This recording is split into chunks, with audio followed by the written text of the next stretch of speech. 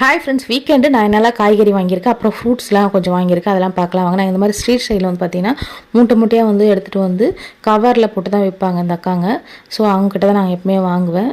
Sometimes வந்து கிரேஸ்லேயும் வாங்குவேன். இந்த மாதிரி மாற்றி மாற்றி வாங்கிப்பேன்.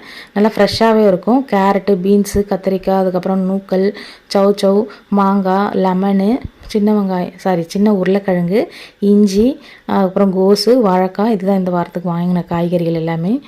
அதுக்கப்புறம் வந்து பார்த்திங்கன்னா கொஞ்சமாக கிரேஸ்க்கு போயிட்டு பாப்பாவுக்கு வந்து ஃப்ரூட்ஸ்லாம் கேட்டுருந்தாங்க. அதனால் அங்கே போய் தான் நாங்கள் எப்பவுமே வாங்குவோம். இஞ்சி வந்து பார்த்திங்கன்னா கொஞ்சம் மண்ணாக இருந்தது. அதை க்ளீன் பண்ணி ட்ரை பண்ணி அப்புறம் ஃப்ரிட்ஜில் வச்சா சூப்பராக இருக்கும். இந்த இளந்தமழை யாருக்கெல்லாம் வந்து பிடிக்கும்னு சொல்லிட்டு எனக்கு கமெண்ட் பண்ணுங்கள்.